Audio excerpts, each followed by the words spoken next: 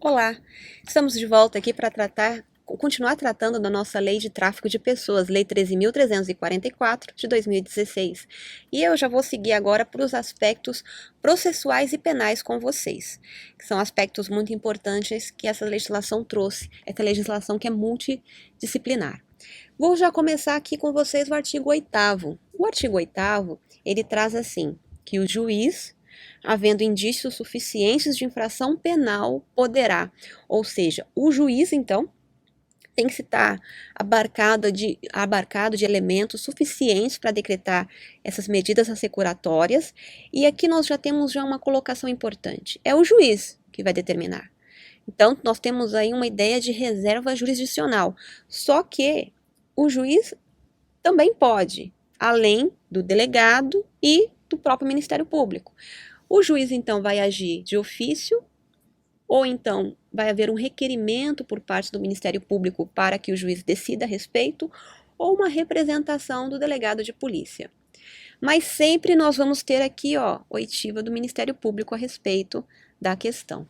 Então, o juiz que vai decidir, tanto ele de ofício, por causa própria, né, por análise própria ali do processo, ou a requerimento do Ministério Público, ou uma representação da autoridade judicial. Então, o juiz se manifesta diante desses indícios suficientes aí da infração penal, então, está bem direcionado a questão de que realmente houve, né, uma prática criminosa, ou pelo menos tem um encaminhamento das investigações nesse sentido, ou das provas no curso do processo. E aí o juiz vai o quê? Decretar medidas assecuratórias. Medidas assecuratórias são medidas de segurança que o juiz toma para se abarcar ali de valores de bens suficientes, então, para tutelar e resguardar, então, a eficácia do processo. E então, o juiz vai decretar medidas assecuratórias relacionadas a bens, direitos ou valores. Esses bens, direitos ou valores estão pertencentes, seja ao investigado, isso no curso da investigação policial, no curso do inquérito policial, ou o acusado, isso durante o curso do processo judicial.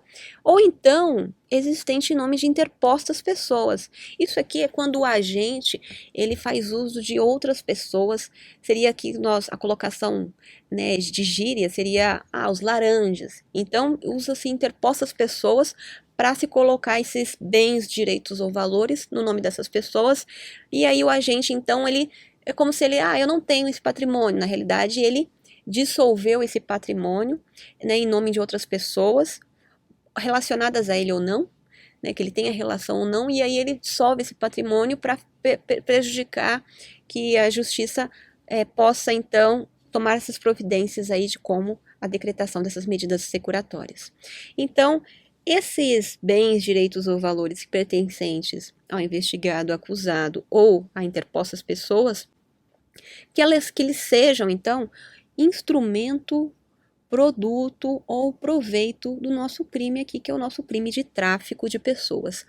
Então, instrumento é um meio pelo qual que o agente utiliza para a prática criminosa. Por exemplo, ele pode ter utilizado um carro para transportar as pessoas para a prática do tráfico de pessoas. Isso é um exemplo. Ou então, a fazenda, né, em que as pessoas ficavam trabalhando. O produto do crime, ele é algo que já diretamente decorre da prática criminosa. Então, por exemplo, o dinheiro que ele obteve diretamente com a prática ali do aliciamento de pessoas e essas pessoas efetivamente trabalhando daquela forma, naquela condição análoga à de escravo, por exemplo, ou então na exploração sexual, ou até mesmo a venda dos órgãos, né, os órgãos, aquela venda uma venda que uma venda que não é permitida pela lei, o agente vai lá e faz essa venda desses órgãos, dessas pessoas e obtém um dinheiro, um lucro a respeito disso, um produto do crime, portanto. O proveito é algo que vem, então, como fosse uma especialização do produto do crime. Por exemplo, o agente, ele vai lá, acaba por exemplo, recebendo como forma de pagamento um carro, daquilo que daquela prática criminosa que ele fez. E aí ele vai lá e especifica isso, ou seja, ele vai lá e vende esse veículo e acaba comprando de repente uma moto e guardando um dinheiro no banco. Então esses valores que ele obteve, esse bem que ele obteve, são os proveitos do crime, algo que foi se especializando, que foi tendo uma continuidade ali, até mesmo nos gastos que ele pratica a respeito da prática criminosa. Então é dessa forma, o produto, o instrumento e o proveito do crime. São aspectos importantes para vocês memorizarem, que são elementos relacionados à possibilidade, então, da decretação das medidas assecuratórias. E para a decretação dessas medidas assecuratórias, o juiz ele deve proceder na forma dos artigos 125 até o 144A do Código de Processo Penal. E eu coloquei para vocês aqui, ó, essa delimitação aqui, que trouxe o nosso legislador, ela se referencia a esse capítulo aqui do nosso Código de Processo Penal, que trata do capítulo 6 das medidas assecuratórias. E as medidas assecuratórias são o sequestro, o arresto e a hipoteca legal que o nosso Código Penal trata nesses artigos. O sequestro é aquele direcionado para bens que tenha relação, uma relação que o juiz entende ali que tenha o juiz ou o delegado ou o promotor entenda que tem uma relação com o crime, tem uma origem ilícita, aquele bem, aquele direito, aquele valor. Então, decorrente dessa ilicitude, o juiz pode determinar, então, o sequestro desses bens. Eles vão ficar, então, são retirados da posse do agente e são transferidos, então, para o juiz em que ele determine, então, que aguardem em determinado local, né, um depósito judicial, por exemplo, ou determina que alguém tenha a guarda provisória daquele bem, a posse provisória daquele bem, e com isso, então, retira da posse do agente. O sequestro ele faz retirar aquele bem da posse do agente. E justamente com a finalidade de se assegurar a eficiência, a eficácia do processo, o final do processo. Ou seja, para que tenha, então, uma reparação ao erário, uma reparação à vítima, ou até mesmo que esse bem, então, pode até o juiz entender que deve haver o perdimento de bens em razão da prática criminosa. Então, o juiz determina isso em sede de medida securatória, chamada sequestro. A medida arresto, bem parecida com o sequestro, só que o arresto ele não está relacionado com a ilicitude. Na realidade, são bens, então, que não têm origem ilícita. Então, o juiz percebe que, então, ali no final do processo, tem já os elementos suficientes direcionando ele para uma condenação e ele compreende então que o agente, já tendo em vista essa possibilidade de condenação, ele pode dilapidar esse patrimônio que ele tenha, patrimônio lícito que ele tenha. E aí o juiz, visando então impedir essa medida por parte do agente, ele toma essa determinação de decretar medidas assecuratórias arresta, então, retira também da posse do agente esses bens, direitos ou valores, com a finalidade, então, de assegurar a eficiência do processo. E, por fim, a hipoteca legal, também outra medida securatória, normalmente está relacionada a bens imóveis, a hipoteca. Na hipoteca, nós não por essa característica, não se retira a posse do agente desse bem.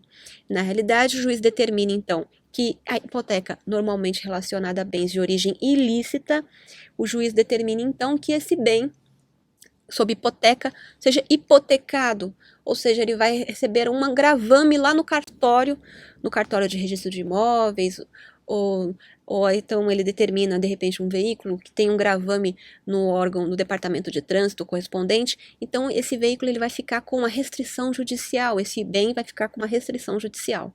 Então o juiz determina isso, ou seja, numa conta bancária, ele determina o bloqueio dos valores. Então, é dessas circunstâncias, então, que nós temos que ter em mente ao tratar, então, das medidas assecuratórias do artigo 8º, grandes inovações que trouxe a respeito dessas questões relacionadas ao nosso crime de tráfico de pessoas. Vamos seguir. Artigo 8º ainda, o parágrafo 1º, analisando com o parágrafo 4º. O parágrafo 1º, ele traz o quê? proceder-se à alienação antecipada. Então, aqui ele vai explicar como é que se pode se dar essa questão da alienação antecipada. A alienação antecipada é a venda antecipada, vai fazer um leilão, uma asta pública, para que se venda o patrimônio que foi, o que teve por questão, que teve uma questão de uma medida securatória sobre ele. Então, esse patrimônio ele pode ser alienado de forma antecipada, ou seja, vendido de forma antecipada. Isso aí quando houver, então, uma dificuldade na manutenção desse patrimônio, por exemplo, uma fazenda ou que pode ter um risco de invasão, por exemplo, ou então um local, uma casa, por exemplo, uma casa que seja de difícil manutenção e possa também ser risco de invasão. Então, esses bens, ou até mesmo uma fazenda, como coloquei, a fazenda que de repente tenha gado, que tenha outras questões, plantios, enfim, que esse patrimônio esteja se deteriorando. Aí o juiz, tomando vista disso, tomando a consciência disso no processo, ele pode entender por essa questão de que é necessária, então, essa venda antecipada desse patrimônio, assim mesmo como o próprio delegado ou o próprio promotor de justiça, eles entenderem também, cada um na sua seara, e entender pela necessidade, então, da alienação antecipada desse patrimônio. E nós temos também a segunda questão, vai se proceder à alienação antecipada para preservação do valor dos bens, sempre que estiverem sujeitos a qualquer grau de deterioração ou depreciação. Então, aqui a deterioração ou a depreciação é justamente essas questões que eu coloquei. O bem está perdendo o seu valor. E como o juiz toma essas medidas para assegurar que ao final do processo tem uma reparação efetiva dos danos causados por parte do agente, então é necessário que o juiz se atente a esses fatos para que não haja então a depreciação ou deterioração desse patrimônio. Com relação ao parágrafo 4º, o parágrafo 4º ele traz que ao proferir a sentença de mérito, ou seja, uma decisão que o juiz vai decidir pela condenação ou absolvição daquele condenado, daquele agente que está sendo processado, aliás. Então, o juiz vai decidir pelo quê? Vai decidir o perdimento do produto, bem ou valor, apreendido, sequestrado ou declarado indisponível. Então, o juiz, na sentença de mérito, então, ao momento que ele analisa ali a condenação daquele agente, ele vai analisar também como o bem, uma medida securatória é uma medida cautelar. Então, ali, o juiz se acautela, o juiz toma uma providência inicial, uma medida provisória para que aquele bem seja, então, retirado da esfera de domínio do agente, que ele não possa dispor daquele patrimônio. Então, o juiz toma essa medida assecuratória, que é uma medida provisória. E na sentença, o juiz vai tomar uma decisão definitiva. E a decisão definitiva, ele pode ser pelo perdimento desse produto, do bem ou do valor que foi obtido ilicitamente, ou então daquele bem que foi apreendido, sequestrado ou declarado indisponível. Então, o juiz, tendo em vista essas questões que foram declaradas aqui, essas aqui em sede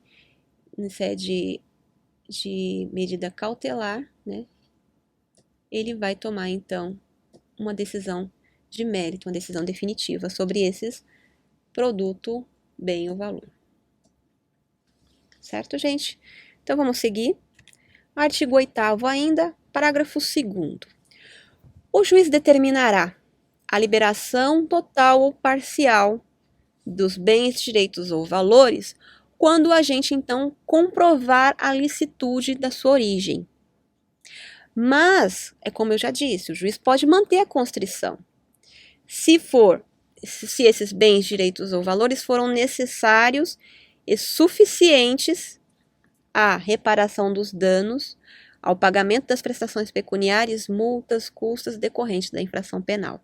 Então, justamente é isso, as medidas securatórias, aí vai verificar se o juiz, com relação à ilicitude de bens, nós temos o sequestro, a hipoteca, legal, e com relação à licitude dos bens é o arresto. Então, o juiz, de repente, o agente vai lá e fala, não, tudo bem, juiz, o juiz vai lá, dou medida securatória, o delegado representa, o Ministério Público vai requerer lá a medida, ou então o próprio juiz de ofício vai lá e decreta isso.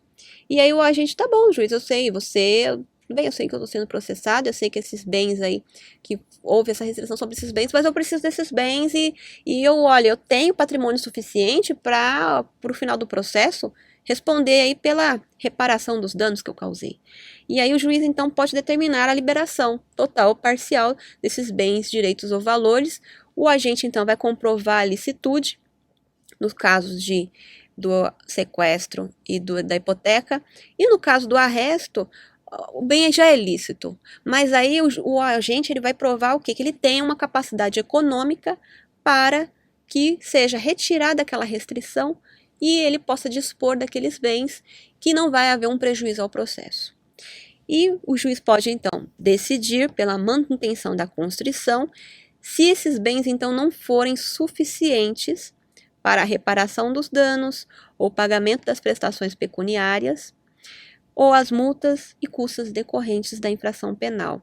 Isso aqui no aspecto de o ressarcimento ao erário, o ressarcimento, a reparação dos danos causados à vítima, uma prestação pecuniária, uma multa que o juiz estabeleça que determina lá em sede de decisão judicial, e as próprias custas do processo, que possa também ser resultantes e possam gerar um ônus aí para o agente.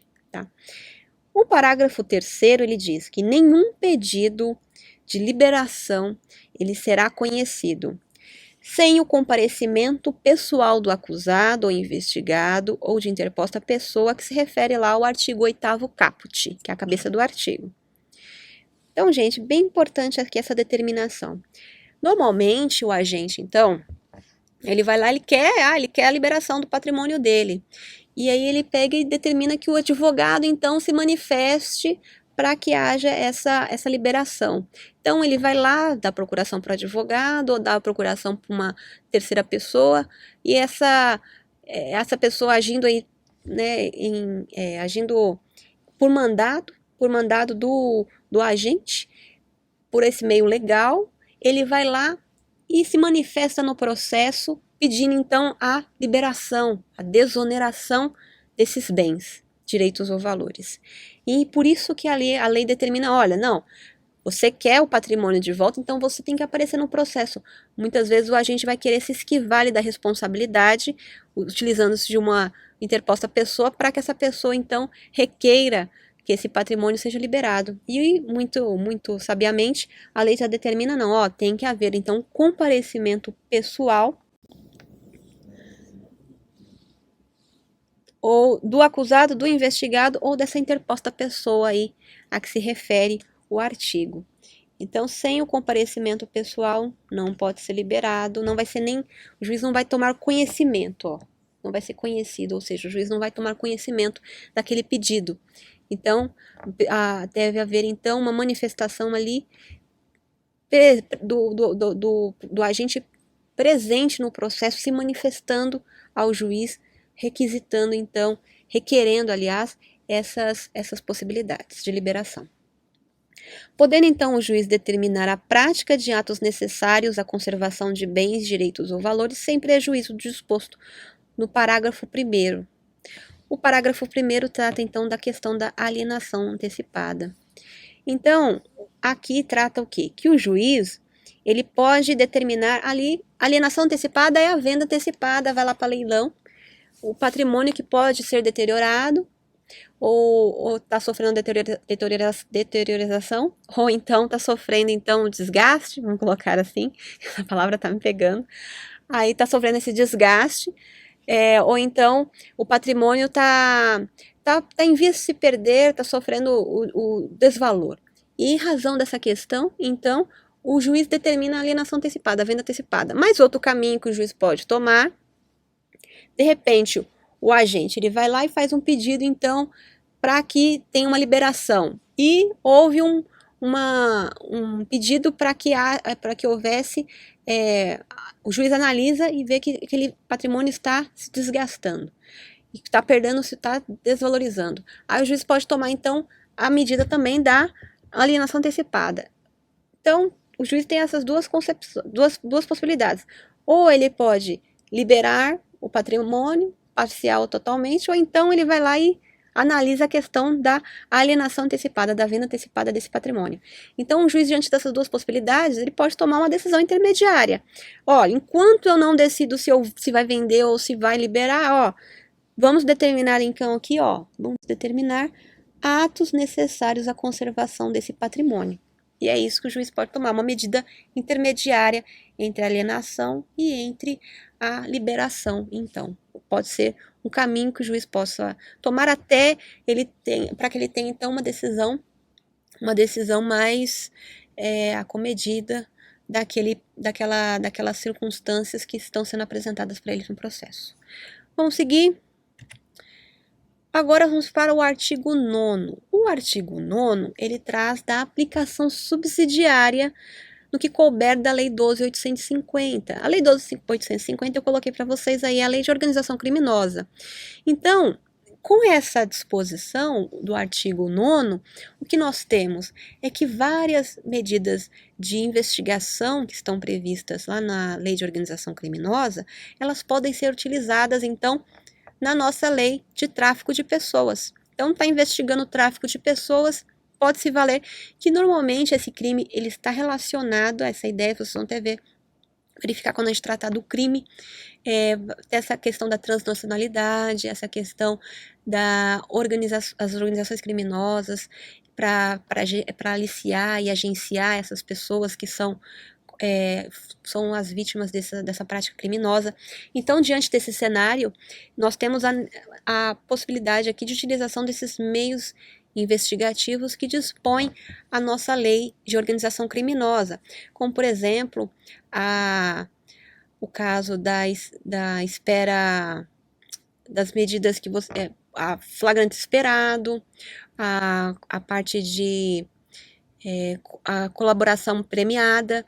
Então, nós temos várias disposições que essa lei aqui traz, de medidas investigativas, que possibilitam, então, o uso em sede da nossa lei de tráfico de pessoas. E com relação ao artigo 10, nós temos que o poder público é autorizado a criar um sistema de informações visando a coleta, a gestão de dados que oriente o enfrentamento ao tráfico de pessoas.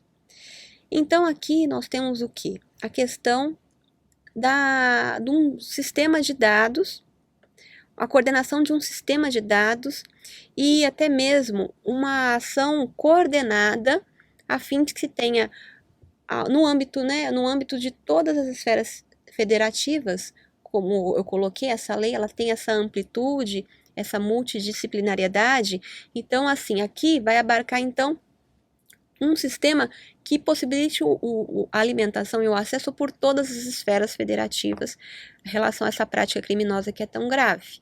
E nós temos aqui, pela doutrina, essa parte aqui, gente, da coordenação, desse centro de coordenação desses núcleos, isso aqui não faz parte da lei, isso aqui é um comentário que eu coloquei para vocês, isso aqui é uma parte, tá? Assim como também aqui que eu estou definindo a lei de organização criminosa, que é a definição que é trazida pela Lei 12.850, refere-se à Lei de Organização Criminosa.